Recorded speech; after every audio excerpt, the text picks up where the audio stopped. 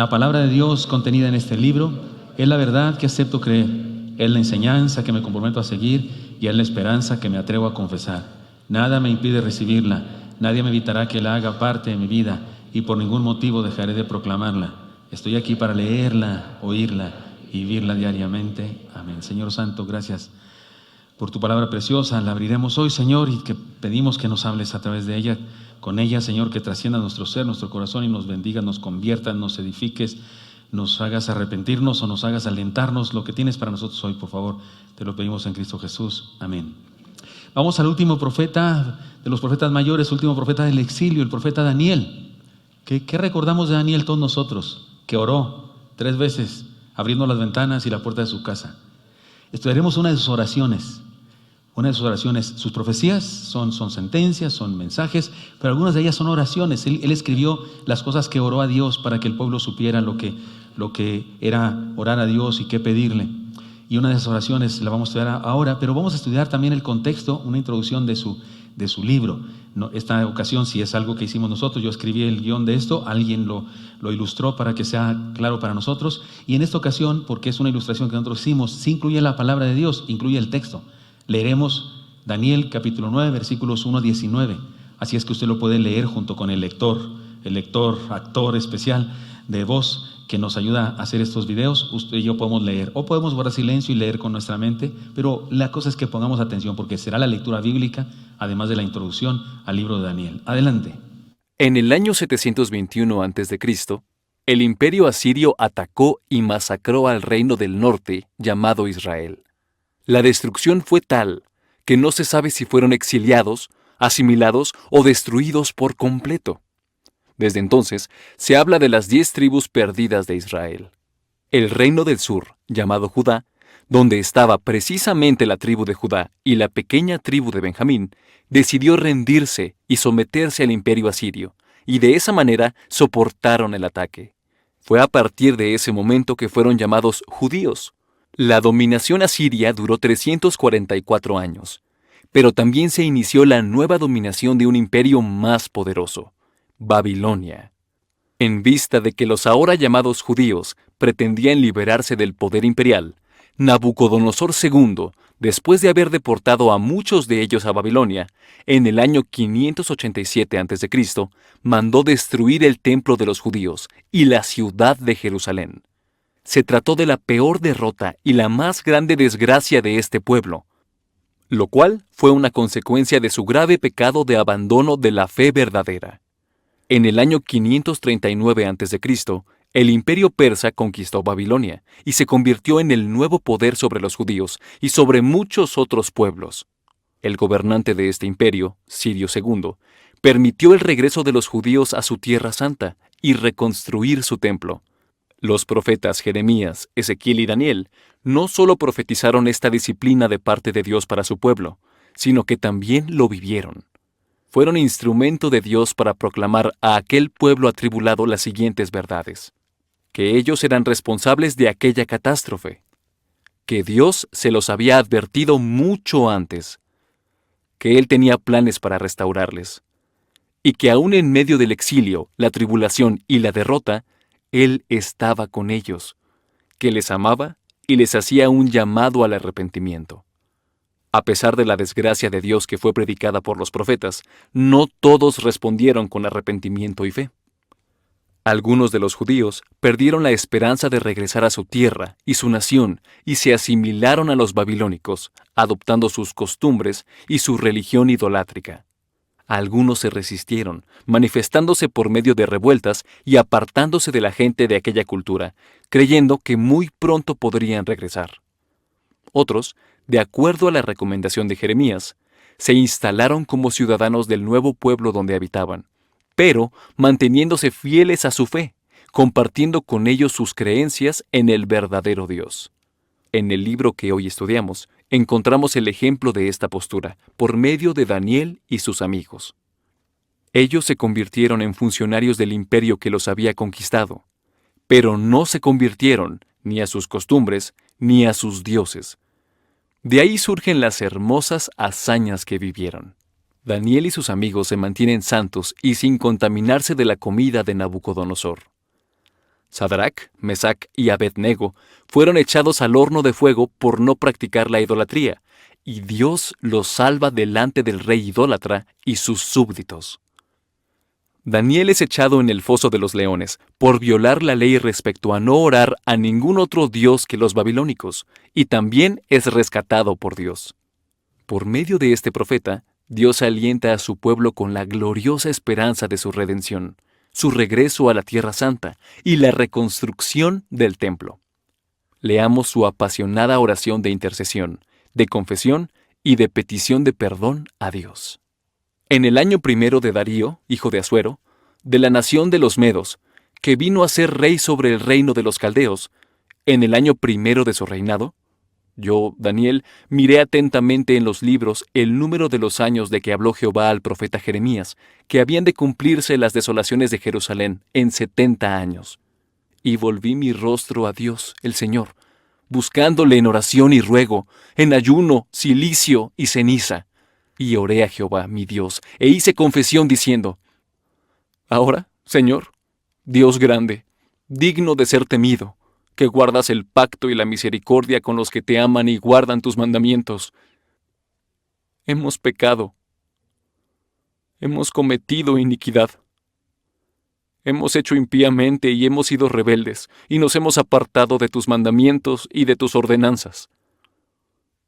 No hemos obedecido a tus siervos los profetas, que en tu nombre hablaron a nuestros reyes, a nuestros príncipes, a nuestros padres y a todo el pueblo de la tierra. Tuya es, Señor, la justicia, y nuestra la confusión de rostro, como en el día de hoy lleva todo hombre de Judá, los moradores de Jerusalén y todo Israel, los de cerca y los de lejos, en todas las tierras a donde los has echado a causa de su rebelión con que se rebelaron contra ti. Ay, Jehová, nuestra es la confusión de rostro, de nuestros reyes, de nuestros príncipes y de nuestros padres, porque contra ti pecamos. De Jehová nuestro Dios es el tener misericordia y el perdonar, aunque contra él nos hemos rebelado, y no obedecimos a la voz de Jehová nuestro Dios, para andar en sus leyes que él puso delante de nosotros por medio de sus siervos los profetas. Todo Israel traspasó tu ley apartándose para no obedecer tu voz, por lo cual ha caído sobre nosotros la maldición y el juramento que está escrito en la ley de Moisés, siervo de Dios, porque contra él pecamos. Y él ha cumplido la palabra que habló contra nosotros y contra nuestros jefes que nos gobernaron, trayendo sobre nosotros tan grande mal. Pues nunca fue hecho debajo del cielo nada semejante a lo que se ha hecho contra Jerusalén. Conforme está escrito en la ley de Moisés, todo este mal vino sobre nosotros, y no hemos implorado el favor de Jehová nuestro Dios para convertirnos de nuestras maldades y entender tu verdad. Por tanto, Jehová veló sobre el mal y lo trajo sobre nosotros, porque es justo Jehová nuestro Dios en todas sus obras que ha hecho, porque no obedecimos a su voz. Ahora pues, Señor, Dios nuestro, que sacaste a tu pueblo de la tierra de Egipto con tu mano poderosa, y te hiciste renombre cual lo tienes hoy, hemos pecado, hemos hecho impíamente. Ay, Señor, conforme a todos tus actos de justicia, apártese ahora tu ira y tu furor de sobre tu ciudad Jerusalén, tu santo monte, porque a causa de nuestros pecados y por la maldad de nuestros padres, Jerusalén y tu pueblo son el oprobio de todos en derredor nuestro.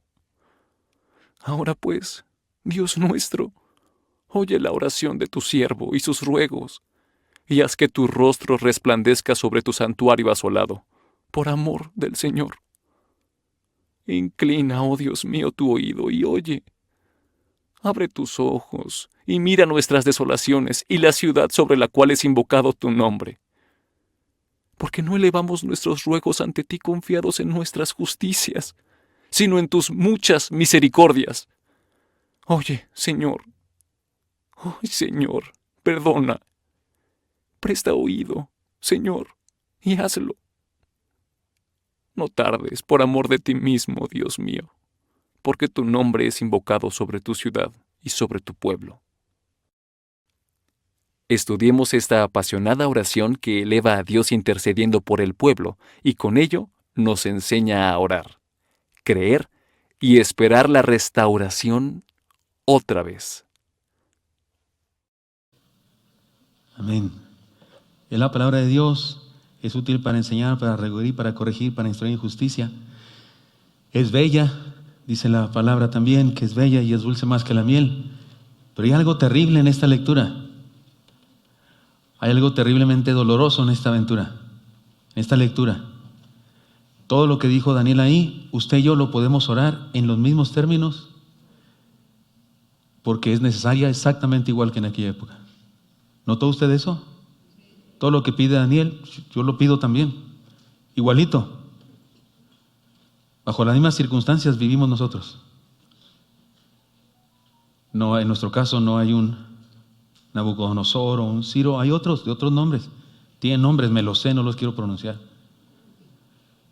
No podemos hablar de los babilonios ni de Persia, pero podemos hablar de otras cosas, instituciones mundiales, políticas, sociales. Pero es la misma cosa, estamos en circunstancias similares. Es pertinente absolutamente para nosotros este pasaje, esta oración hermosa del profeta Daniel. Un profeta que era un funcionario en el gobierno del reino que había conquistado su nación. No fue llevado ahí voluntariamente, no lo contrataron. Fue llevado raptado de su casa, llevado obligado a la fuerza. La intención era absorberlo, convencerlo de la fe, de la religión, del imperio nuevo que lo raptó. No lo lograron, él se mantuvo fiel. Pero sirvió en la sociedad porque así había dicho Dios a través del profeta Jeremías. Sirvan, tengan hijos, oren por la paz de esa ciudad. Pero sean fieles y compartan la verdad. Y eso hizo él. Y en esta oración nos enseña algunas cosas muy importantes. Voy a usar la palabra volvamos para decir las enseñanzas que nos presenta este profeta en su oración. Es una oración, pero la escribió. La escribió como testimonio de que se ora al Señor y de algo que Dios le había revelado a él también, porque en su oración manifiesta una sabiduría y un conocimiento del plan de Dios extraordinario. Vayamos entonces a las enseñanzas que nos presenta, a las exhortaciones que nos presenta. He aquí la primera, volvamos a la palabra. Volvamos a la palabra. En la palabra está la promesa de la restauración. Yo, Daniel, ¿lo leen conmigo por favor esto? Yo, Daniel, miré atentamente en los libros el número de los años de que habló Jehová al profeta Jeremías, que había de cumplirse las desolaciones de Jerusalén en 70 años. Muchos piensan que los profetas del Antiguo Testamento eran como mediums, así como las personas que se le meten espíritus y no sé qué. Espíritu fulano de tal, si estás aquí, toca 3 veces. ¡Tum, tum! ¿Se acuerdan? ¿Han visto esas cosas? Y lo entran en trance. Hola, soy el doctor egipcio de no sé dónde. No sé por qué todos los que se les mete, el personaje que se les mete es un doctor egipcio. Nadie dice, soy un esclavo criado de una reina y soy el que lava los pisos. Nadie, nunca, ninguno de esos vuelven puros portentos, ¿no? Y algunas personas creen que los profetas eran así como mediums, que Dios los agarraba y entraban en trance y podían hablar, y podían decir lo que Dios ponía en sus bocas, sin usar su inteligencia. Están equivocados. Algunos creen que los profetas de Dios tenían visiones todos los días, o sea, levantaban y tenían una visión, y luego caminaban y tenían otra visión. Sí tuvieron visiones extraordinarias, momentos extraordinarios, únicos, no de todos los días, no fue así. Ellos usaron la inteligencia, y aquí vemos un profeta que encuentra el mensaje que quiere darnos en los escritos de Jeremías, o sea, en la Biblia, en lo que ahora es nuestra Biblia. Este pasaje nos presenta, que nos aclara que Daniel, igual que nosotros hacemos en nuestro tiempo, estudiaba las Escrituras. Toda esta oración está llena de referencias al Génesis, al Éxodo, a Números, al libro de Reyes y de Crónicas. De verdad, no quise hacer eso. No quise hacer eso, ponerlo aquí porque iba a ser mucho material, iba a tomar demasiado tiempo, pero créanmelo, esta oración está llena de un conocimiento extraordinario de la palabra, y conste que en aquella época no había una biblioteca donde se rentaban libros, ni se tenían libros en los celulares, ni se tenía siquiera en papel que todo el mundo pudiera tener. Él, por su acceso, por su casta sacerdotal, podía tener acceso a eso, pero aquí nos dice claramente que él estudió Jeremías, que estudió profundamente las escrituras de Jeremías y descubrió que ese tiempo que se había dado a través de Jeremías de 70 años estaba por cumplirse. Hizo cuentas y dijo, está por cumplirse eso. Y comenzó a predicar aliento, esperanza, que el exilio iba a terminar. Esto nos confronta con algunas enseñanzas muy importantes, hermanos míos. No hay restauración ni avivamiento sin el regreso a la palabra de Dios. Escúcheme bien, no hay restauración, no hay avivamiento, no hay sanidad, no hay santidad, no hay crecimiento espiritual, madurez espiritual sin regreso a la palabra. Pastor, estoy mal y por más que me esfuerzo y no logro ser buena persona, siempre me sale la carne y siempre ando gritando y tengo mal carácter y hago daño a los que me rodean. Pastor, ayúdeme. Sí, hermano, bien, lee la Biblia todos los días y tiene un tiempo a solas con el Señor. Bueno, no, eso no he podido porque tengo mucho trabajo. Pues entonces, ¿en qué quedamos? Como si vas con la nutrióloga y te da tu receta y medio aguacate en la mañana, 2 almendras a mediodía. Y luego regresa el otro día y estar siguiendo la dieta. Sí la sigo. Desayuno y luego sigo la dieta. O sea, ¿cómo? Sí, o sea, me zampo 3 sopes y luego las 2 almendras. O sea, si no haces caso, si no vas, ¿cómo quieres?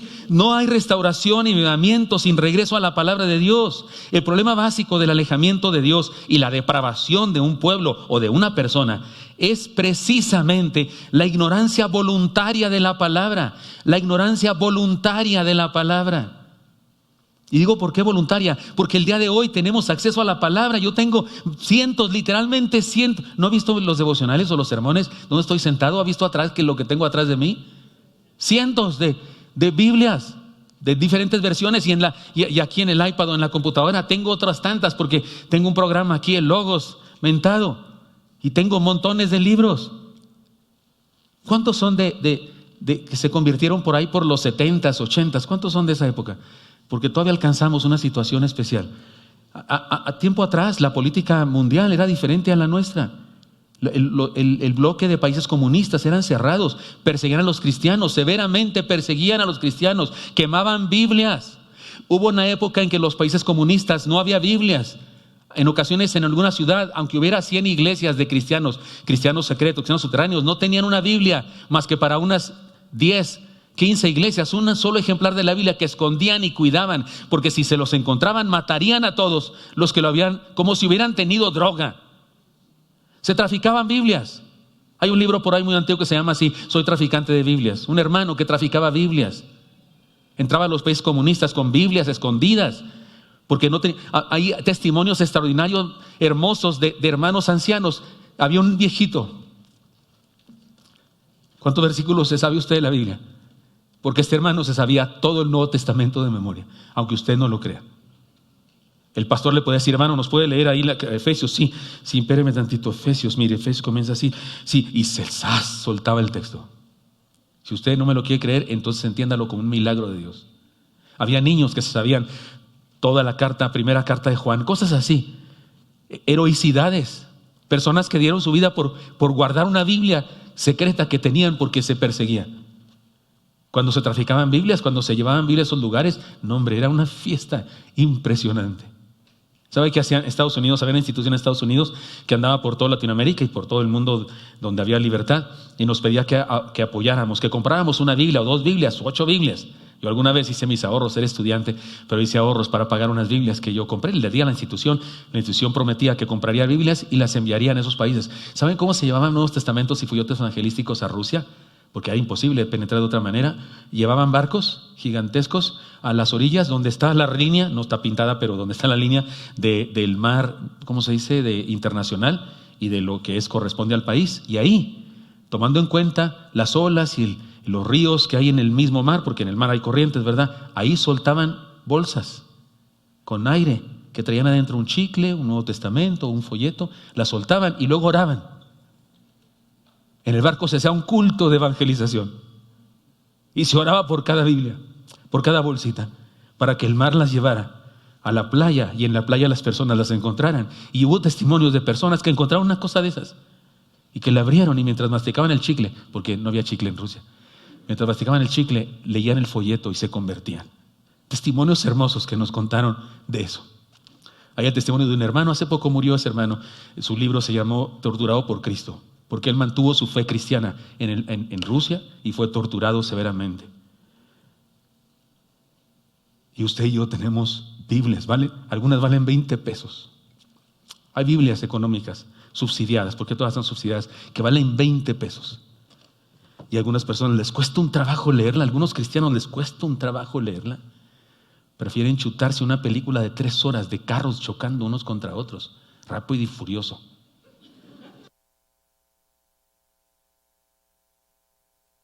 Prefieren gastar 3 horas en eso que 5 minutos leyendo un salmo, alguna cosa así.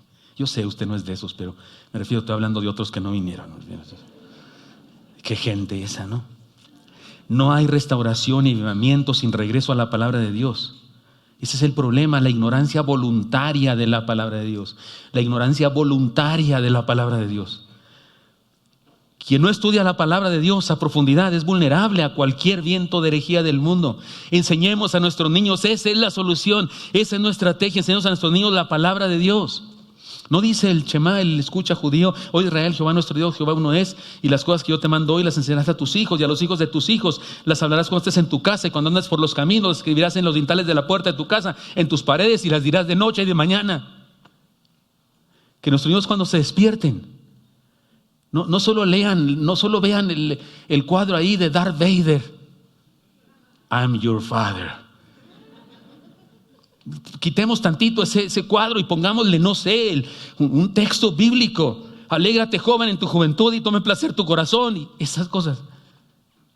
Y que hasta sin querer se lo va a aprender de memoria, va a estar tanto ahí en su... Usted se sabe de memoria cosas, ¿no? Anuncios de refrescos y demás, porque cuando sale de su casa está el letrerote, pues ya se lo aprendió sin querer. ¿No es cierto? Eso es un asunto hasta automático que contamina nuestro cerebro, la publicidad en el aire, ¿verdad? En los panorámicos. Pues pongamos la Biblia y enseñémosla a nuestros hijos y leámosla todos los días. Volvamos a la palabra de Dios, porque en la palabra de Dios se nos enseña de la restauración del Dios Todopoderoso. Volvamos a la palabra, ahí está la promesa de restauración. En segundo lugar, volvamos a un encuentro con Dios. En Dios está la gracia de la restauración. En la palabra se nos habla de la restauración, pero en Dios está la gracia de la restauración. Y volví, dice Daniel, y volví mi rostro a Dios, al Señor, buscándole en oración y en ayuno, cilicio y ceniza. Y oré a Jehová mi Dios e hice confesión diciendo, ahora Señor, Dios grande, digno de ser temido, que guardas el pacto y la misericordia con los que te aman y guardan tus mandamientos. Oiga, Daniel leyó y estudió los escritos de Jeremías, eso está clarísimo y eso es importantísimo, y comprendió con ello lo que Dios le había enseñado a Jeremías. Pero necesitaba buscar a Dios personalmente. También él quería de primera mano buscar a Dios. Es decir, que el verdadero estudio de la Biblia siempre debe estar acompañado de oración. Y no estoy hablando de rezo. La expresión, volví mi rostro a Dios, el Señor buscándole. Oiga, ¿para dónde voltea uno cuando busca a Dios? ¿Para acá? ¿Para acá? ¿Para allá? ¿Para el cielo? ¿Y los chinos para dónde voltean? Para el otro lado, ¿verdad? Porque un chino está del otro lado, ¿no es cierto? Y como esto está redondo, está del otro lado. ¿Y él para dónde apunta? Para allá abajo. Y yo para acá. O sea, ¿cuál es el problema? ¿De dónde está? No hay dirección, no es asunto geográfico. Entonces, ¿qué quiere decir Daniel cuando dice, volví mi rostro al Señor? Habla de una experiencia de encuentro personal con Dios. No se trata ni de un rezo, ni de una declaración, ni de una fórmula ritual de palabras aprendidas. Acto, desacto, combato, que vato, ¿no? Ese que está diciendo todo eso.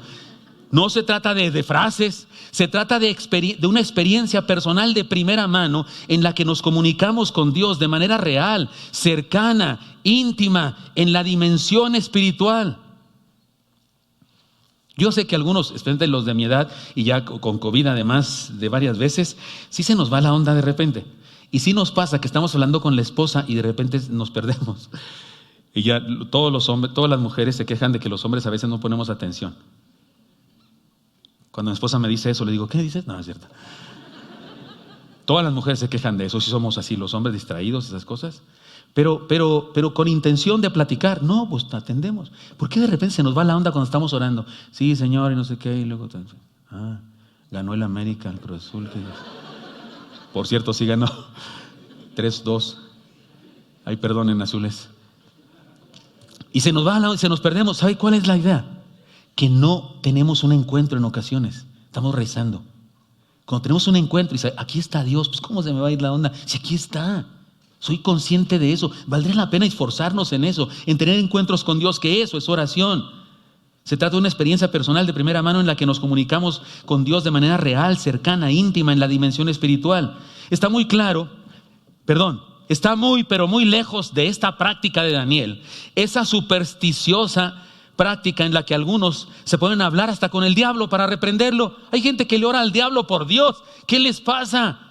Hay congregaciones, he estado presente, donde una persona empieza con que, Satanás, apártate de aquí. ¿Para qué le hablas, por Dios? La primera vez que alguien habló con él nos mandó a la porra a todos. Me refiero a Eva. ¿Cierto o no es cierto? ¿Qué se pone a platicar con él? Sí, fíjate que Dios dijo que no comamos, que porque ese fruto, que no sé, casi toda tranquila. ¿Qué te pasa? No hables con él. No hables. Se puso a hablar y cayó. Y como es nuestra madre, pues todos nosotros seguimos, y luego convenció a su esposo también. Y no es que Adán era el bueno. No, Señor, igual es el problema, fue de ambos. No hay tal cosa aquí como un sexo que es el más pecado. No, Señor, somos pecadores, en eso somos iguales. En eso estamos bien empoderados, somos bien pecadores. Hay gente que se pone a hablar con el diablo o se pone a hablar con los dolores. Dolor, te ordeno que te vayas. O con las enfermedades, virus. ¿Sabe que hubo unos locos en la televisión que cancelaron el poder del COVID? Un insensato que, tu corona, quito en este momento tu corona de ti. Porque saben que el virus tenía una corona o algo así, ¿se acuerdan? Lo dibujaban. Quito tu corona de ti, no tienes poder, estás destruido, vete al infierno. Pues que lo apedreen a ese amigo. Porque la Biblia dice que si un profeta profetiza alguna cosa, la señal de que Dios no se lo dijo es que no se cumple su palabra. Y tengo una lista de algunos que merecerían ser apedreados según la palabra de Dios. No se preocupe, no estoy proponiendo que los apedreemos, ¿no? ¿Cómo cree? Digo, ganas sí dan, pero no lo vamos a hacer. Pero la Biblia dice que se hiciera eso. ¿Sigue el virus más vivo que nunca? ¿Sigue vivo? A uno va a decir, no, es que yo estaba orando por el Delta. Ya los otros es otro rollo. ¿Qué te pasa hablando con los virus? Orar es hablar con Dios. Orar es hablar con Dios, no hacer un show espiritualoide que dista mucho de ser oración. Perdonen, pero eso es ridículo, esas son herejías. La oración no es una competencia en medio de un espectáculo religioso, es buscar y encontrarnos con Dios. Bueno, no perdamos de vista esta directriz de nuestro Señor. ¿Por qué es tan difícil, por Dios, entender esto? ¿Por qué es tan difícil entender esto? Y cuando ores, no seas como los hipócritas, porque ellos aman el orar en pie, en las sinagogas y en las esquinas de las calles para ser vistos de los hombres. De cierto, ya tienen su recompensa. Léase, ya lograron lo que querían. ¿Qué querían? Ser vistos, ya fueron vistos, no tendrán más. Ni le responderá mi Padre, ni tendrán bendiciones. No, lo único que quieren conseguir es lo único que van a conseguir, ser vistos. Mas tú, cuando ores, entra en tu aposento y cerrada la puerta, ahora tú entra a tu aposento, cuarto, apartado, tú, solas con Dios. Y cerrada la puerta, ora a tu Padre que está en secreto, y tu Padre que te ve en lo secreto te recompensará en público. Y orando, no uséis vanas repeticiones como los gentiles que piensan que por su palabrería serán oídos. ¿No está claro esto, hermanos? ¿No está claro? Oración es un encuentro con Dios. Por eso conviene a menudo estar a solas. No es que sea malo orar colectivamente, no es que sea malo orar con otros presentes. No, también en el templo oramos. Por cierto, yo opino que las oraciones públicas deben ser muy breves. Eso se agradece, el público agradece que la oración sea breve. Si te paras al frente a hacer tu devocional porque casi no oras en tu casa y aquí quieres pagar toda la deuda orando y aburriéndonos a todos los demás con tu oración. No, perdóname. Perdonen, pero eso no es espiritual. Algunos creen que es muy espiritual agarrarse aquí un tiempote, ore y llore. No, no es espiritual, es carnalidad. Aquí dice el texto que no hagas eso. No sé cómo no entienden eso. O sea, ¿han visto un video caricaturesco, una caricatura en el internet? Salió hace tiempo de un niñito que va con su papá está sentado en un reposet viendo la tele y el niño llega y le dice: oh, amadísimo Padre, tú que estás sentado y que eres el jefe de esta casa, tú que todo lo sabes y que tienes suficiente dinero en el banco y en tu bolsillo, oh, amadísimo Padre, yo estoy aquí para pedirte, si fuera necesario y posible, que tal vez tú por el amor que me tienes, y se avienta un rollote teológico más largo y finalmente le dice: que me des para comprar un helado. Y el papá le dice: hijo, pero ¿por qué hablas así? Pues soy tu papá, pídemelo y ya. Ah, dice, es que como tú así le pides a Dios las cosas que le pides. Pensé que así era la cosa. Tómala, sóbate, amigo.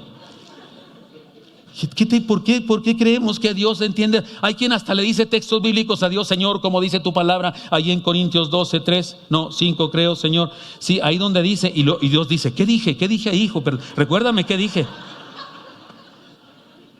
¿Qué le tienes que enseñar a Dios textos bíblicos, por favor? O le das instrucciones, Señor, mira, hazle así, hazle así, y te pido, ahí en el Oxxo las venden, por favor, concédele a mi hijo.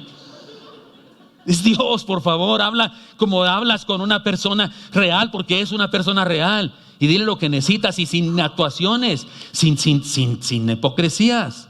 Es Dios, te conoce desnudo, porque Él te hizo. Hermanos míos, volvamos a la palabra y volvamos a un encuentro con Dios. Porque en Dios se habla de la restauración, en la palabra se habla de la restauración y en Dios está la gracia de la restauración. Y en tercer lugar, volvamos a la conciencia comunitaria. De eso habla también el pasaje. En la identidad colectiva está la eficacia de la restauración. Mire esto impresionantemente hermoso e interesante de enseñanza.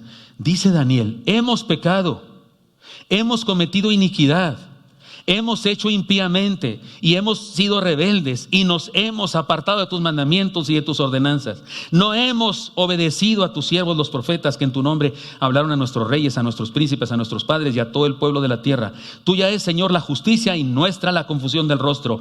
No obedecimos a la voz de Jehová nuestro Dios, porque contra Él pecamos, primera persona del plural. Y Él ha cumplido la palabra que habló contra nosotros y contra nuestros jefes que nos gobernaron, trayendo sobre nosotros tan grande mal, pues nunca fue hecho debajo del cielo nada semejante a lo que se ha hecho en contra de Jerusalén. Estos versículos 5 y 6 del capítulo 9 de la oración del profeta Daniel describen lo terrible del pecado. Las palabras que usa son interesantes. La primera palabra que se traduce pecado es la palabra errar el tiro, o errar al blanco. Como en el Nuevo Testamento en griego, la palabra amartía también significa errar al blanco. Y luego dice iniquidad, vivir torcidamente. Y luego dice hemos hecho impíamente, cometer crímenes contra la humanidad y contra Dios. Eso habla de hacer injusticias a las viudas, a los huérfanos, robar, ser deshonestos, cobrar de más. Esa es la idea aquí, impíamente. Hemos sido rebeldes, ponerse en contra de Dios. Nos hemos apartado de tus mandamientos y de tus ordenanzas, alejarse de Dios y de su palabra. No hemos obedecido a tus siervos, los profetas, actuar en contra de la voluntad de Dios expresada por Dios por medio de sus siervos. La idea es simple. El pueblo había pecado grave y sistemáticamente, y a causa de ello les vino esa gran tribulación. Y el texto dice, trayendo sobre nosotros tan grande mal, porque nunca fue hecho debajo del cielo nada semejante a lo que se ha hecho contra Jerusalén. Y uno dice, ¿qué tiene de particular esa destrucción? También Jericó fue destruida y precisamente por los hebreos. Que se ha destruido Jerusalén, también fue destruida Babilonia y fueron destruidos otros países. ¿Cuál es la particularidad de esto? La originalidad de esto, que todos los pueblos que fueron destruidos porque sus dioses no existían, eran mentiras. Lo interesante es que este pueblo vivía en una ciudad fundada por Dios y en un templo ordenado por Dios y habitado por Dios, donde se hablaba con el Dios verdadero. Y ese Dios verdadero, que por cierto ayudó a los hebreos a destruir las ciudades de los dioses que no existían, en este caso ese Dios verdadero propició, permitió, profetizó y aprobó la destrucción de su templo y de su ciudad. Eso es lo que hizo esta destrucción, algo muy particular, que en este caso Dios estaba pendiente y de acuerdo con eso, porque era una disciplina para su pueblo. Ahora bien, usted y yo sabemos con certeza que aunque Daniel era un hombre y por tal como hombre era pecador, usted y yo sabemos que él no incurrió en esos pecados de idolatría ni de adulterio espiritual que causaron aquella tragedia. No, usted y yo sabemos que no, que él fue fiel. Él no quiso comer de la comida de Nabucodonosor. El día de hoy usted y yo sí comemos esa comida. Usted y yo sí comemos puerco. Muy probablemente era puerco, entre otras cosas. Usted y yo sí comemos puerco, sí comemos. Yo como lo que me den. En China comía alacranes. Sí, perdonen, sí comía alacranes. Y quería comer gato y perro, pero no había. Ay, perdonen los amantes de los gatos. Si se quejan de eso, que por qué andan comiendo pollos y ándele, y gallinas y ¿cómo se llama? Y carne de res. Y resulta que nosotros ahora no nos abstenemos de lo que se abstenía Daniel, pero él se abstuvo porque en ese momento histórico era la manera de demostrar su fidelidad a Dios. ¿Sabemos usted y yo que él no era un pecador idólatra, adúltero espiritual? No. Todo eso causó la tragedia integral y él no cometió esos pecados. Sin embargo, cuando ora, él se incluye en la confesión de pecado y de arrepentimiento. No oró como el fariseo que dijo: gracias que no soy como ese publicano. Gracias, Señor, que yo no soy como este pueblo pecador. No. Daniel dijo, incluyéndose a sí mismo: hemos pecado. Daniel se incluye, se identifica, se considera parte de un pueblo pecador siendo juzgado por Dios. Esta es la razón por la que a mí no me gustan los pastores de la red de pastores, saben eso y lo digo cada rato y algunos todavía tienen la costumbre, pero a mí no me gusta cuando un predicador o maestro habla en segunda persona. Oren, hermanos, oren, dejen que Dios los transforme, estudien la Biblia. De hecho me molesta a mí cuando alguien me dice eso. Yo creo que debemos dar exhortaciones en primera persona. Oremos, dejemos que Dios nos transforme, estudiemos la Biblia, regresemos a Dios, volvamos a Dios, celebremos. ¿Qué? Otra vez, no digo celebren, hermanos, no. Cuando hablamos en segunda persona, nos estamos proyectando como si fuéramos mejores o perfectos, como si nosotros no necesitáramos hacer todo aquello que enseñamos a los demás. Ciertamente hay algunos protagonistas especiales en la maldad. Ciertamente hay los primeros actores de la maldad, digamos los que se ganan un Oscar de malos. Sí hay, pero en un sentido real, todos somos responsables. Cuando estamos como humanidad bajo el juicio de Dios, todos somos responsables. Algunos porque lo hacen, son protagonistas, pero otros porque no hacemos nada al respecto. Porque toleramos el mal y los procesos del mal. Pastor, es que cuando mi hijo estaba pequeño y comenzó que la escuela y decidimos ser tolerantes y pues que él viviera la vida y que él aprendiera. Y ahora lo tenemos en un centro de rehabilitación. Es la tercera vez que va, se sale, se escapa y vuelve a ir, pastor. Y yo sí, por supuesto, ayudo a las personas y les digo, y oramos, y si el chamaco me permite hablar con él, hablo con él, trato de hacer algo, pero me pregunto, ¿por qué? ¿Por qué no detectamos el proceso y en su momento por lo menos lo estorbamos? Por lo menos no estuvimos de acuerdo, por lo menos rechazamos eso, por lo menos dijimos, no, ves por ahí, aunque no nos haya hecho caso, pero establecimos el valor que así no era. Pero no, en ocasiones damos tiempo y ya cuando están las cosas bien mal, andamos muy preocupados. También somos responsables porque aplaudimos a los protagonistas y en ocasiones hasta los envidiamos, los imitamos y anhelamos tener sus logros. El día de hoy hay unos chavalillos, unos adolescentes que son unos reverendos ignorantes, no saben nada, pero son guapitos o guapitas y además se andan mostrando el cuerpo y tienen una habilidad, un carisma para salir en televisión, grabarse y tienen millones de seguidores y ganan una lana. Qué bárbaro, un científico que estudió quién sabe cuántos doctorados no gana tanto como ellos. Y hay quienes los admira tanto, quiere ser uno de ellos, los imita, los admira, los envidia. Perdóname, pero cuando hacemos eso, somos culpables igual que el mundo perdido. Porque incluso criticamos a los que levantan su voz contra la depravación y los acusamos de intolerantes, exagerados o tradicionalistas y anticuados. Cada vez que hacemos las cosas, cada vez que incurrimos en cosas del mundo.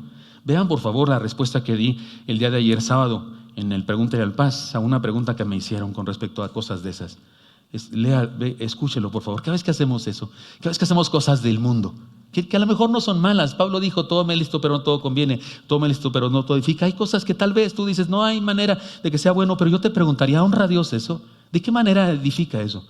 ¿De qué manera sirve eso? ¿De qué manera cumple un plan de Dios en tu vida eso? Solamente imitación del mundo, ganas de parecerse al mundo. Por eso, perdóneme, creo que Daniel hizo bien al decir, hemos pecado, nos hemos apartado de tus caminos, no hemos hecho caso a lo que dicen tus profetas. Dijo, y por Dios, que era un santo en serio ese amigo. Daniel era un profeta que desde su juventud demostró santidad extrema. Sin embargo, dijo, hemos pecado. En lugar de decir, ustedes han pecado, podemos ver la solidaridad del profeta Daniel como pueblo. ¿Qué nos enseña esto? ¿Qué es la enseñanza práctica de esto, hermanos míos? La iglesia de Cristo, o sea, nosotros no debemos tomar el papel de jueces, ni debemos presentarnos ante el mundo como una secta que se aparta como a su única y perfecta santidad. Todos los demás, unos pecadores, solo nosotros tenemos la verdad. Debemos mostrar solidaridad como el profeta Daniel. Debemos anunciar la esperanza y hacer un llamado. Regresemos a Dios.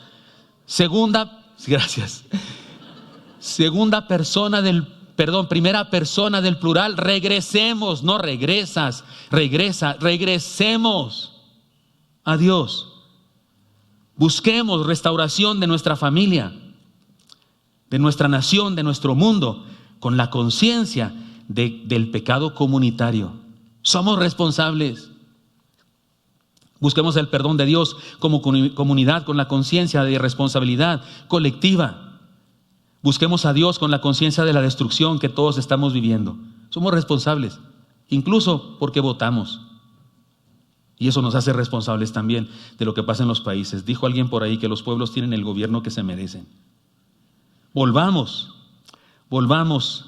a la conciencia comunitaria. En la identidad colectiva está la eficacia de la restauración. Cuando usted y yo nos reconocemos parte de un todo, somos más eficaces en compartir la restauración, porque otras personas se sienten comprendidos, se sienten en línea y les podemos compartir la palabra. Cuando nos erigimos acá como jueces, entonces no hay manera de acercarnos a la gente, no hay puentes de comunicación. Y no estoy diciendo que nos convirtamos en como ellos, no estoy diciendo que nos hagamos lo que ellos, no. Creo que debemos ser santos. Y Daniel se abstuvo de comer alimentos que el día de hoy no está prohibido comer para nosotros, pero porque en su momento histórico era la manera de demostrar su fidelidad a Dios. El día de hoy los cristianos y los jóvenes también tienen una manera de demostrar su fidelidad a Dios. Y yo les invito, jóvenes preciosos, que se abstengan de algunas cosas que hacen en el mundo, no más por manifestar su santidad ante Dios, punto. Y si me dices que esa cosa te atrae, entonces está mal, entonces es un pecado grave. Porque el cristiano, Pablo dice, no, todo me lícito, pero yo no me dejaré dominar de ninguna cosa. Si algo que te domina y que te exige hacerlo, ten por seguro, es del mal, no es del bien. Busquemos a Dios con la conciencia de la destrucción que todos estamos experimentando. Volvamos a la palabra, volvamos a Dios, a un encuentro con Dios. Volvamos a la conciencia colectiva, volvamos a la conciencia histórica. En el conocimiento del plan de Dios está la esperanza de la restauración. Daniel entendió la historia. Daniel tuvo una idea clara de la historia. Por eso digo, volvamos a la conciencia histórica. Dice el texto, conforme está escrito en la ley de Moisés. Fíjese, conforme está escrito en la ley de Moisés. Eso es el Pentateuco. Eso es Éxodo, Levítico, Números, Deuteronomio. Conforme a lo que está escrito en la ley de Moisés, todo este mal vino sobre nosotros. Por tanto, Jehová veló sobre el mal y lo trajo sobre nosotros, porque justo es Jehová nuestro Dios en todas las obras que ha hecho, porque no obedecimos a su voz. Oh Señor, conforme a todos tus actos de justicia, apártese ahora tu ira y tu furor de sobre tu ciudad Jerusalén, tu santo monte, porque a causa de nuestros pecados y por la maldad de nuestros padres, Jerusalén y tu pueblo son el oprobio de todos los pueblos, de todos en derredor nuestro. La oración de Daniel es inteligente y sabia. En su oración cita circunstancias y enseñanzas que se encuentran en todo el Pentateuco. Insisto que no las puse acá porque hubiera sido demasiado poner todas esas citas, pero él cita cosas del Antiguo Testamento. Él está en el Antiguo Testamento del Pentateuco. Y también nos dijo él que leyó a Jeremías. La expresión Jehová veló sobre el mal y lo trajo sobre nosotros, veló, de vigilia, de vigilar, de ser velador. Expresa su conocimiento de la soberanía divina. Daniel entendió la soberanía de Dios, entendió esto que está pasando, no se le chispotó a Dios. No es que Dios andaba de viaje y le pasó esto y sin darse cuenta. No, Dios veló sobre eso, Dios vigiló que se cumpliera eso. La enseñanza es clara, Dios tenía el control de todo.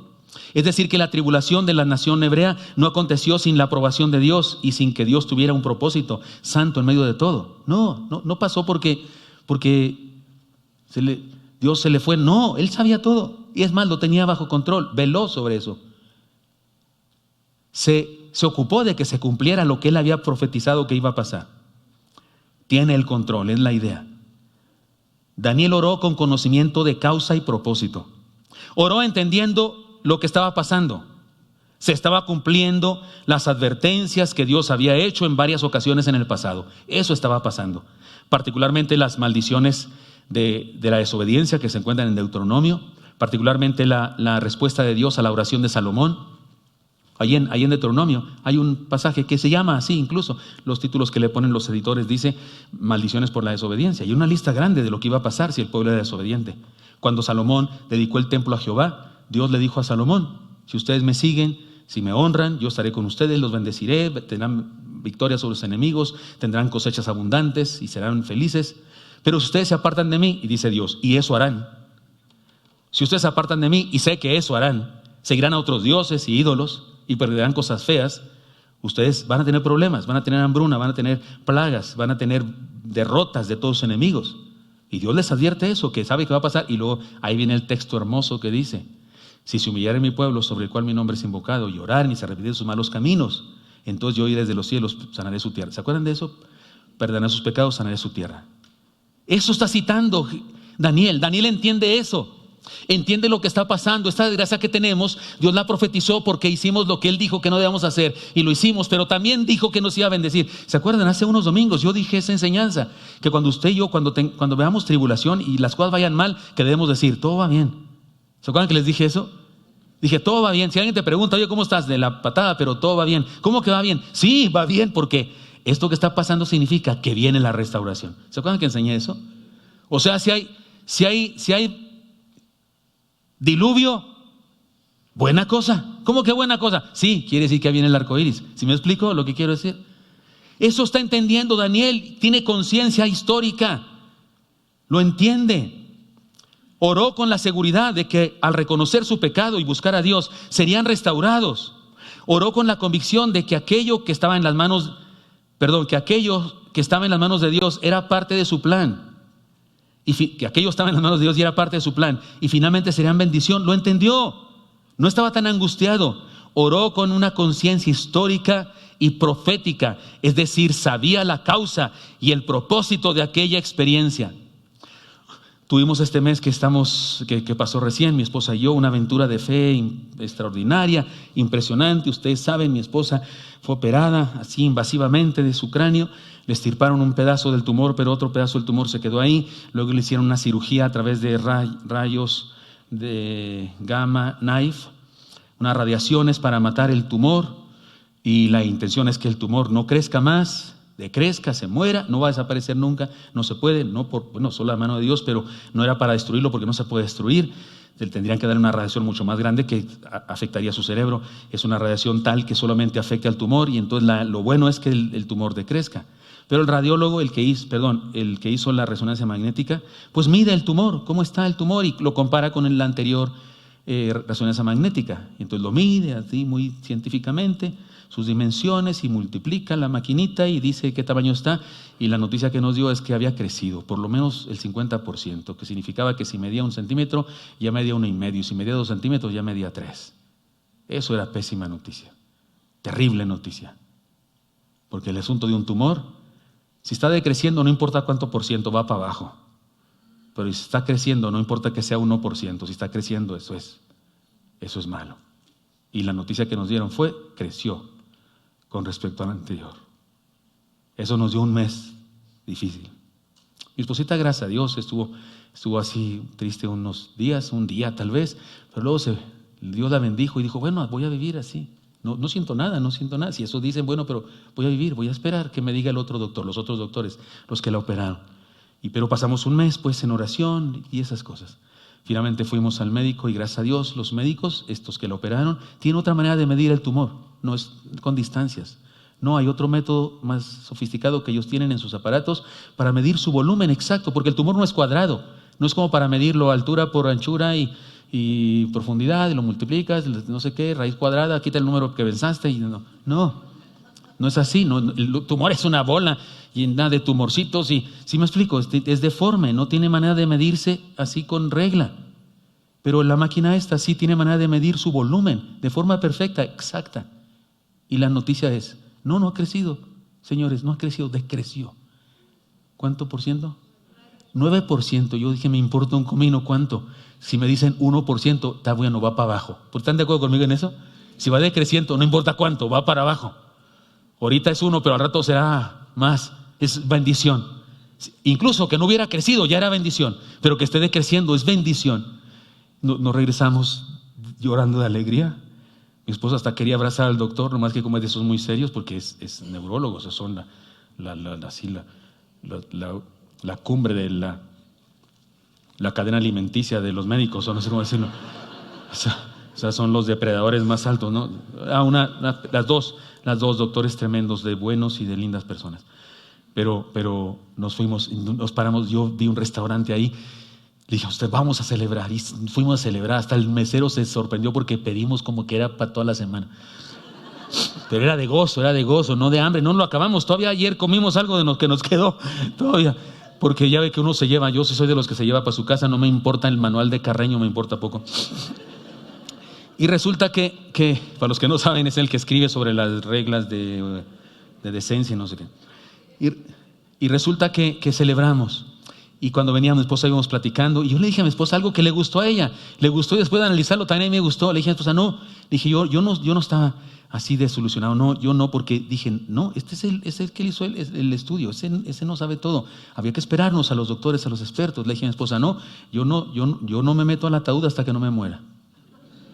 Y le gustó a mi esposa esa frase. Lo que quiere decir es, no voy a sufrir de a gratis. ¿Sí me explico? O sea, no me voy a meter al ataúd hasta que me muera. O sea, mientras no esté muerto, aquí sigo viviendo. Espéreme tantito, no me moleste. Ya cuando me digan, entonces sí lloro ahí, lo que sea. Pero mientras no, mientras haya duda, confío en mi Señor. De eso habla esta profecía. Hay esperanza, hay un Dios. Nos tiene en sus manos. Esta tribulación viene de Él. Oró con convicción histórica y profética. Es decir, sabía la causa y el propósito de la experiencia.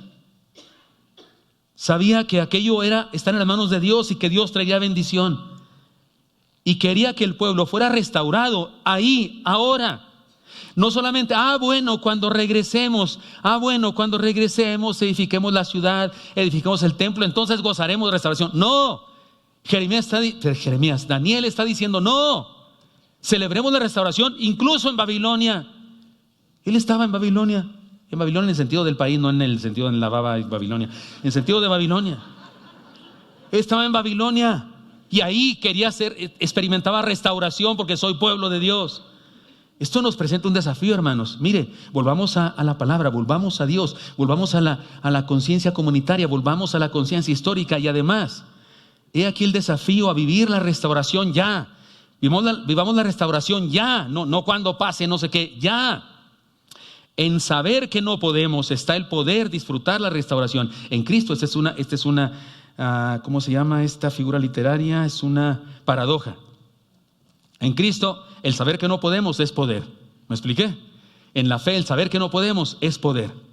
He aquí una enseñanza que nos desafía a vivir la restauración ahora mismo, donde estamos y como estamos. Leamos la última parte del pasaje. Porque no elevamos nuestros ruegos ante ti confiados en nuestras justicias, sino en tus misericordias. Lean conmigo todo. Oye, Señor, oh Señor, perdona, presta oído, Señor, y hazlo. No tardes, por amor de ti mismo, Dios mío, porque tu nombre es invocado sobre tu ciudad y sobre tu pueblo. Ya explicamos la semana pasada lo que significa tú mismo, el nombre de Dios. Es por lo que tú haces, por quien tú eres, no por nosotros. Está declarando, nosotros no podemos, por nosotros estamos fritos en el infierno, pero por quien eres tú hay esperanza. Ahora, hermanos, todo lo que hemos visto nos lleva a pensar más allá de esta historia antigua, porque mire, debemos considerar las repercusiones eternas de esta restauración. Es decir, que lo que Daniel nos cuenta en su libro no solo tiene que ver con la restauración política, social, geográfica de una nación. Ya no hay hebreos, se acabaron las 10 tribus de los descendientes de Jacob. Las 10 tribus están perdidas. El día de hoy se dice las 10 tribus perdidas. No sabemos dónde quedaron. Judá, Manasés, no sabemos. Los llamados judíos son la tribu de Judá y Benjamín. Eran el reino del sur. Las 10 tribus del norte, el país que las destruyó, no sabemos qué pasó con ellos. Suponemos que hay algunos vivos que se vinieron al sur, yo qué sé, pero como nación, como pueblo, como tribu, no existen más. Por eso ahora los hebreos, más que hebreos, les llamamos judíos, porque son de Judá. Y como la tribu de Benjamín era tan pequeña, se asimiló a Judá y son judíos todos. Por eso ahora al referirnos a los hebreos nos referimos como los judíos, porque son de Judá. ¿Qué pasó con nosotros? Fueron destruidos. ¿Qué fue lo que pasó entonces? ¿Que regresaron los judíos a su país? ¡Qué bueno! ¿Y eso qué tiene que ver conmigo? Que una etnia, que un país regresara, ¿qué tiene que ver conmigo? Es como que un europeo me dice, no sé, un italiano, y le platico yo, no, fíjate que el Pípila se puso una piedra encima y fue y le prendió fuego a la Alhóndiga de las Granaditas, porque siempre digo albóndiga. Y y les ganamos. Y el italiano dice, mamma mía. No sé cómo dirá, a mí qué me importa, pero alguna frase va a decir en italiano, ¿no? A mí qué me importa, eso es tu país, allá tú. A los gringos, ¿qué les importa que yo les cuente bueno, sí les importa que le ganamos a los franceses, porque a ellos les convenía que les ganamos a los franceses. Por eso en Estados Unidos se celebra esa batalla más que el 15 de septiembre, entre paréntesis. Pero, ¿qué nos importa que los judíos conquistaron su pueblo? ¿Tiene algún significado para nosotros? Sí tiene. ¿Pero qué? ¿Cuál es? Es una grandiosa recuperación política, geográfica, recuperaron su tema. ¿Y eso qué? En tal caso, ¿qué tiene que ver con nosotros? Además, otra cosa les quiero decir para hacer más grave esto que estoy diciendo. Debemos recordar que aquí no terminó la historia. No, señor, permítame puntualizar algunas cosas que pasaron. El templo fue reconstruido, ciertamente.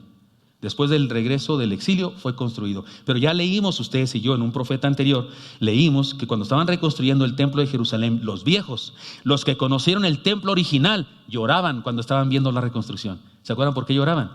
Porque dijeron, esto no es ni sombra de lo que era. ¿Se acuerdan de eso? O sea, el segundo templo nunca igualó al primero. El ordenado por Dios, el dirigido por Dios, nunca volvió a hacerse igual. Zorobabel, Esdras, Nehemías, incluso Herodes participó en su reconstrucción. No era lo mismo. Su belleza y gloria de la reconstrucción no era ni sombra de la original. El mismo Daniel profetizó que aunque el exilio de Babilonia hubiera terminado, la condición de ser una nación dominada no terminaría jamás. Bueno, no terminaría. Persia, Grecia, Alejandro el Grande. Si estudiaron en la prepa en la historia, ¿sabe usted eso? Y otros reyes menos importantes siguieron dominando al pueblo judío. Ahora era el pueblo judío. Lo siguieron dominando. Al final de su libro, Daniel habla de un reino muy poderoso que se levantará sobre todos pretendiendo ocupar el lugar de Dios. No dice su nombre, ni del pueblo ni del rey. Pero hay teorías sobre quién es este que describe Daniel en los últimos capítulos. Algunos lo relacionan con Antíoco Epífanes, del reino de Seleucida. Yo creo que esa es la manera correcta de entenderlo. Cuyo nombre adoptado por él mismo, él se puso así, Antíoco, se puso Epífanes, que quiere decir imagen de Dios, o el Zeus encarnado. Epífanes viene de la misma palabra epifanía, una manifestación divina. Él se creía una manifestación divina, un megalómano. Este malvado megalómano trata de crear una religión única en su reino. Quiere que todos los pueblos crean una sola cosa, todos unidos. ¿Les suena conocido eso a cosas que están pasando en nuestro tiempo? ¿Les suena conocido? Quería quitar todas las diferencias, que nadie anduviera creyendo cosas que corrigieran a los demás, que hubiera tolerancia absoluta, todos creyendo una misma cosa. Y como los judíos no eran vulnerables a eso, porque habían aprendido del exilio y habían fortalecido su fe en un solo Dios, eran un problema, era una piedra en el zapato para él. Y entonces él conquista Jerusalén, no la destruye, no destruye el templo, pero en el templo puso ídolos adentro del templo. Y se celebraban adentro del templo rituales religiosos, paganos, inmorales. Incluso sacrificó un cerdo en el altar. Eso a los hebreos les pudo y les sigue pudiendo en el corazón. Ese acto fue conocido como la abominación desoladora. Así le llamó Daniel. Su derrota de este Antíoco Epífanes se encuentra en los libros apócrifos de los Macabeos. Macabeos 1, 2 son libros que no son de la Biblia, pero son libros históricos, no son libros malos. Son libros de la historia, son libros intertestamentarios entre Malaquías y Mateo. Se pueden leer y esos libros hablan de la victoria del pueblo hebreo sobre Antíoco Epífanes.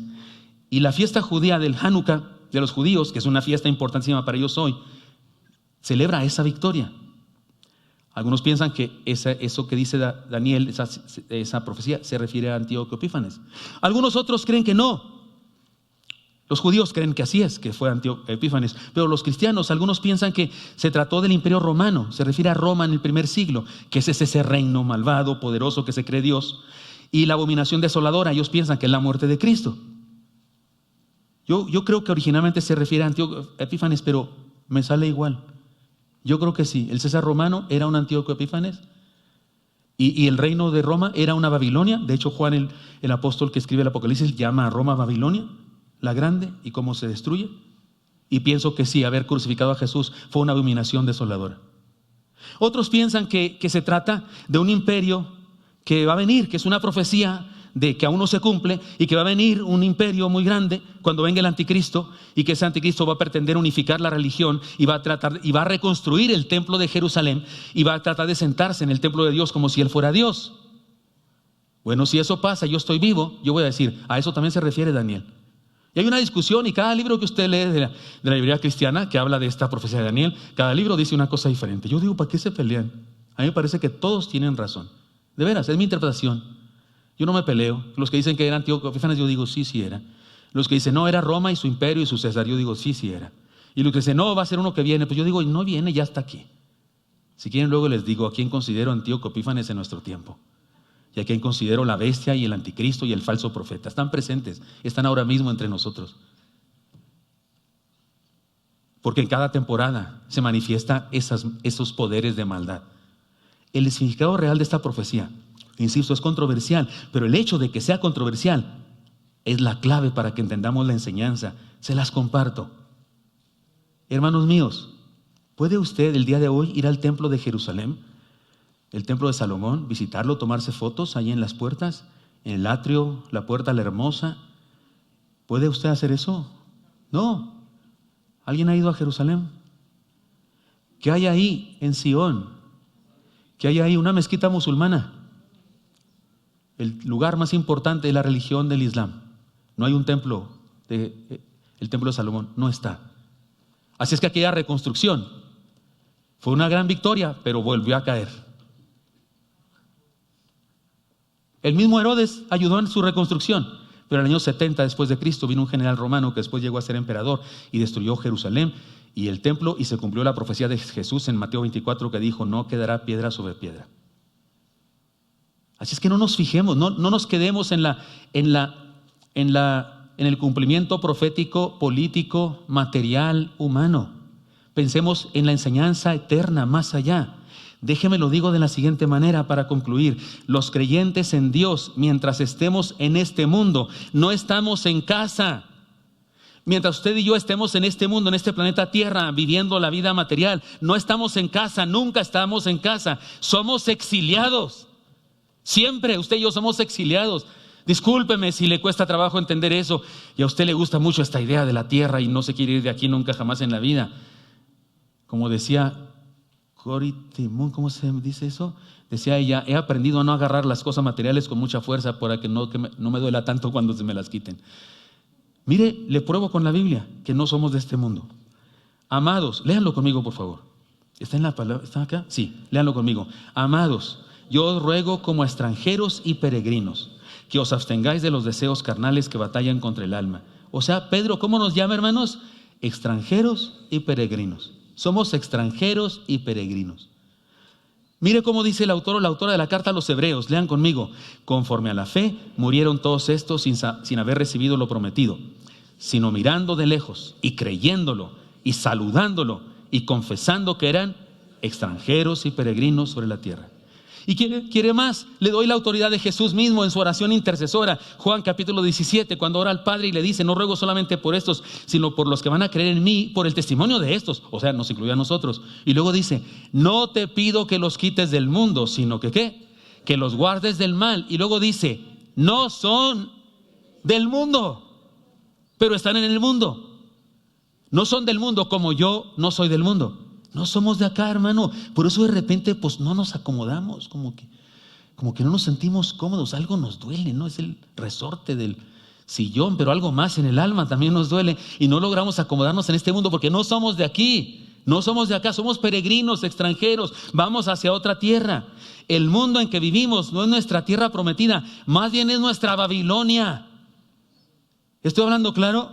Babilonia se convirtió en un símbolo de la maldad, el símbolo del poder humano que pretende gobernar el mundo. Así es que llámese Egipto, llámese Babilonia, llámese Grecia, llámese Roma, llámese España, llámese la ONU, llámese la Secretaría de Educación Pública. Sé que estoy diciendo esas cosas, sí las dije, ¿verdad? O las pensé. Llámese como se llame. Cualquier poder del mundo que pretenda gobernarnos a todos, dirigir nuestras vidas, decirnos cómo debemos educar a nuestros hijos, pretender quitarnos nuestros principios, valores, enseñanzas fundamentales, nuestras doctrinas, querer borrar eso de nuestra cabeza, según esto ¿cómo se llama eso que se llama ahora en la escuela? Reconstruir, deconstruir. Cualquier que quiera deconstruirnos es un Antíoco Epífanes, es un Calígula, es un Nabucodonosor, porque es una persona que se cree Dios y que pretende hacer lo que no tiene derecho a hacer, sea uno, sean muchos. El mundo en que vivimos no es nuestra tierra prometida, más bien es nuestra Babilonia. Los poderes imperiales, sean gobiernos, religiones, ideologías, que tratan de uniformarnos, de borrar nuestras doctrinas, principios y valores, son Nabucodonosor, Antíoco Epífanes, César Romano o el Anticristo. Son la misma cosa. Para el caso son lo mismo. Por eso Juan en el Apocalipsis usa el lenguaje de los profetas Jeremías, Ezequiel y Daniel para hablar del mismo tema de toda época de la historia. Así que, hermanos míos, estamos igual que Daniel nosotros, en la misma circunstancia. Y nuestra misión es triple, la misma que tenía él y sus amigos. Número 1, seamos fieles a nuestro Dios. Mantengámonos limpios de la contaminación del mundo. Eso nos toca hacer, Mantengámonos en los principios, en la palabra del Señor. Eso nos toca hacer. Seamos buena gente con los demás. Ya hablamos de la conciencia colectiva. Seamos amables con los demás. No critiquemos a las personas. Hablemos del amor de Dios. No condenemos a seres humanos. Sí condenemos las ideas y las herejías. Eso sí, por supuesto. A la guerra contra las mentiras. Pero no contra las personas. A las personas amémoslas y respetémoslas y hablemos del evangelio. Pero seamos fieles a los principios de la fe. Segundo lugar, proclamemos la esperanza universal. Con solidaridad, con amor, con mansedumbre, con certeza a todo ser humano. Compartamos la verdad. Y en tercer lugar, experimentemos la restauración de su gracia y su misericordia. Ahora mismo, otra vez y otra vez y otra vez. Ahora mismo usted y yo no tenemos que esperarnos a que pase no sé qué cosa y a que cambie el gobierno las ideas y a que haya cambios sociales. No tenemos que esperar. Ahora mismo ustedes y yo podemos experimentar la restauración en nuestra propia vida. Daniel, eso apelaba al pueblo. Aunque no regresemos todavía, ya vamos a regresar, pero aunque no regresáramos todavía, vivamos a Dios, mantengámonos fieles a sus principios y vivamos la plenitud, porque Él está al mando. No te vayas a la tumba antes de morirte. Esa es la idea acá, vivir a plenitud, estar listos. Y déjenme culminar diciéndoles una anécdota de un primo mío, Esteban, hijo de mi tía Ofelia. Es la única hermana que me queda, la única parienta que me queda, hermana de mi madre. Tiene 90 y tantos años, creo ya. Y ella tiene un hijo, se casó con un americano, descendiente de alemanes, un peladote enorme. Su hijo tenía 13 años, estaba más alto que yo. Y resulta que vino acá a la tierra, tenía cara de niño, pero un niñote enorme. Y lo llevamos un día allá. Yo vivía en una casa allá muy a la orilla de la ciudad, había un terreno ahí con árboles y demás, y agarramos esos animalitos verdes, mayates se llaman en mi tierra, acá también, que hasta tienen donde amarrarles un hilo, ¿verdad? Tienen así una cosita, así como la de McDonald's, y se les mete un hilito. ¿Sí jugaba usted eso? Y amarraba el mayate y ya está así volando, ¿se acuerda? Le encantó a Steven. Eso le fascinaba. Yo creo que en su rancho también hay esos insectos, pero allá no son tan listos para hacer eso que hacemos nosotros los mexicanos. Y entonces le encantó eso, andaba feliz de la vida y dijo, mañana vamos otra vez a agarrar otros. Y le dijimos, sí, claro que sí. Y al otro día sale él de la habitación donde se dormía con mi tía, trae guantes de hule, así de las trastes de la casa. Consiguió unos guantes con mi mamá, se puso una escafandra así, un visor que usábamos para ir a la alberca, visor, y luego traía quién sabe qué cosa aquí, y una bolsa así de malla que usábamos, esas de plástico. ¿Se acuerdan que había unas bolsas así para el mandado y eso? Que le habíamos puesto un alambre, un gancho de la ropa, que es muy útil para cosas así mexicanadas, para hacer una especie de atrapamayates. Salió todo armado, así, se veía bien ridículo. Y le dice su hermana mayor, le dice, Steven, pues, ¿qué vas a hacer? Y ella dijo, voy a agarrar mayates, porque es su mal en español. Y le dice la hermana, ¿qué? Y me voltea a ver a mí también y le dice, ¿son peligrosos? ¿Pican? Y él dice, I don't know. O sea, no lo sé. Dice, pero estoy listo. Me encanta esa frase. Pregúntenme, hermanos, pregúntenme por favor. Pastor, ¿cuándo será el fin del mundo? Pregúntenme. Pregúntenme, ¿quién es el anticristo? ¿Quién es la bestia? Pregúntenme eso. Pregúntenme, ¿estamos bajo juicio de Dios? ¿Qué va a pasar con este juicio? Pregúntenme. Ahí le dan mi respuesta. I don't know, but I'm ready. ¿Está claro? O sea, no sé nada de eso, pero estoy listo.